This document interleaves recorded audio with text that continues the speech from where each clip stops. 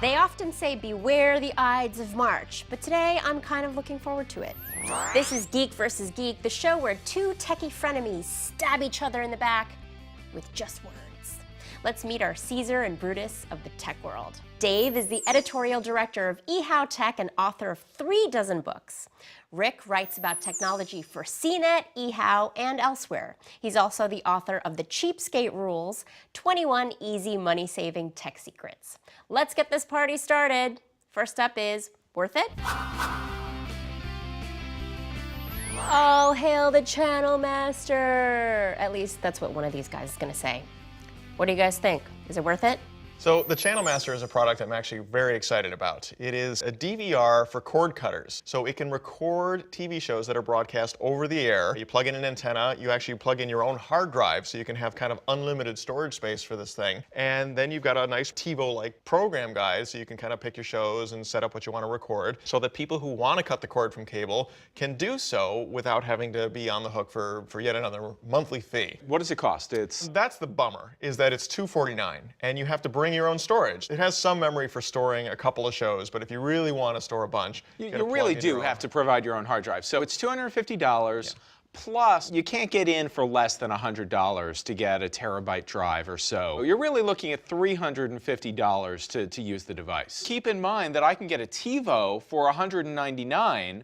Plus, granted, the TiVo is going to charge me a monthly fee, but I could pay a couple of $100, and then that gives me lifetime service with my TiVo, so I never have to pay a monthly. The Channel Master is still going to come out cheaper, but the TiVo is within spitting distance. But for that price, I can use it with cable, I can use it with over-the-air. It's much more flexible. The Channel Master is a limited product that is pricier than it should be for what it does. The Channel Master is a product that needs to be $99, $129. It needs to be less to gain some mass appeal. So the bottom line on the Channel Master, Dave says flat out, not worth it. Rick says, could be worth it if it goes a little bit lower in price. Well, it's time for today's topic. It's a battleground of ideas, like a high-stakes game of Jenga. Today we're talking about Coin, a small credit card-sized gadget that in fact replaces your existing credit cards. Is it going to revolutionize personal banking and retail transactions, or is it never going to become a thing? Dave, you actually pre-ordered one of these? Yeah, I did. I pre-ordered it for a couple of reasons. For one thing, when I pre-ordered it, I got it for $50, whereas it's going to cost $100 for schmucks like you, who eventually have to buy one. Will never buy one, ever. Well, we'll see, because it's like the size, shape, thickness of a credit card. It's kind of like a credit card, but it is a gadget. And the premise is I scan in all of my credit cards, my gift cards, my loyalty cards. They're all in this one device. And it's like a credit card, but it has a little button on it. Go boop, boop, boop, boop.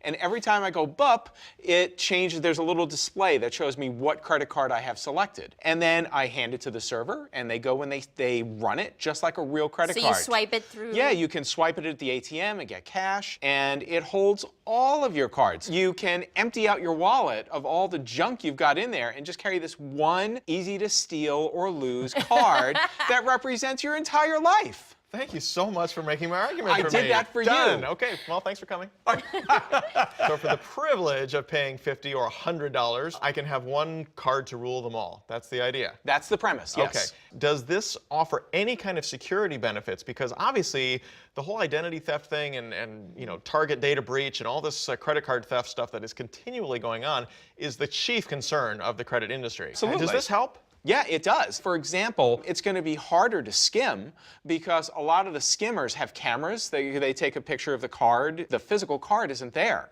There's just a nondescript black gadget. So you're not getting information from a skimming camera that's nearby trying to capture what you're But doesn't what you're ripping.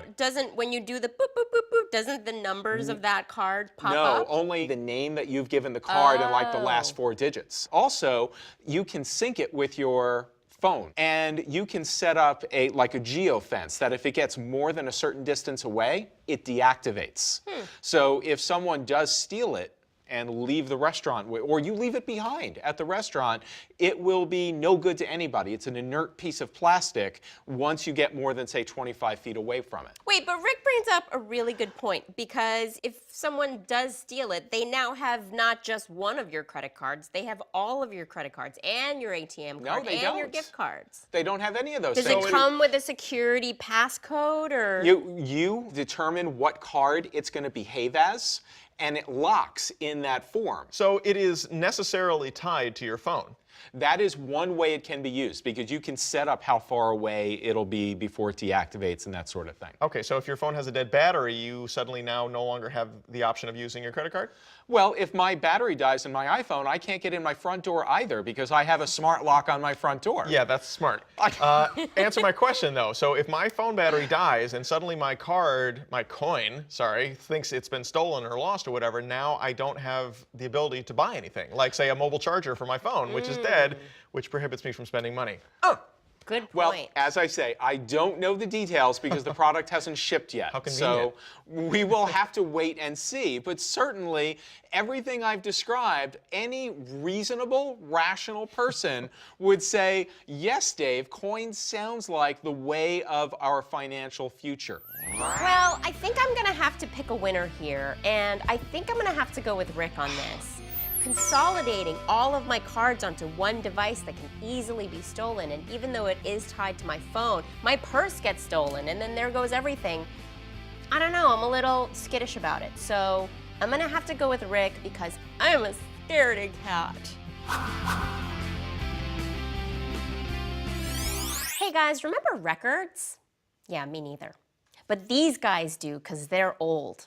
Well, they used to play this game where they would have to pick one album if they were stuck on a deserted island, and that's the idea behind Desert Island Tech. So let's find out what Dave and Rick think is the one essential piece of gear that they couldn't live without this week.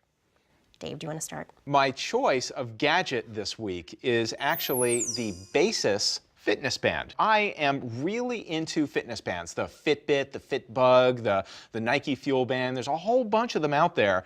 This one from Basis, I've been waiting for years, and it's finally been shipping for a few months. Unlike most fitness bands, this thing has a slew of sensors built in. It has the normal accelerometer, so it knows how many steps you're taking and that sort of thing.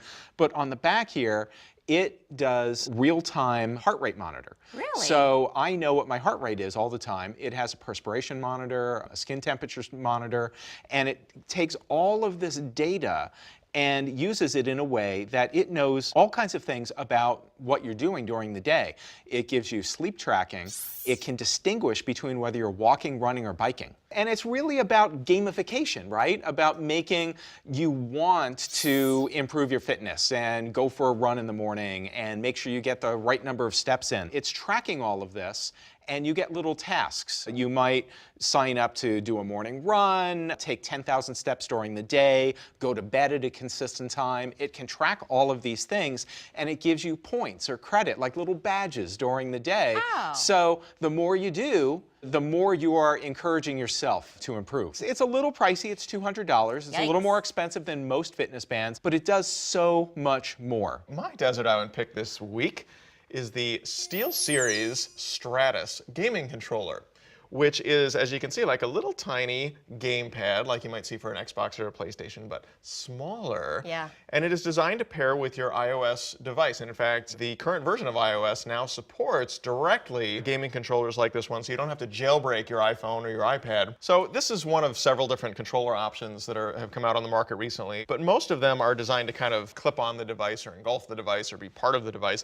This is separate. It operates wirelessly via Bluetooth, so you can just hold it in your hand and you can put your device down on the table, and they don't have to all be one big clunky thing. Well, this is $79.99. Again, it's a little pricey, but if I'm going to be stranded on a desert island and I'm going to be doing some serious gaming, I've got to have a controller. Well, that does it for another Geek versus Geek. Thanks so much for watching. Let us know what you think on Facebook, Twitter, or email, and check us out again next time.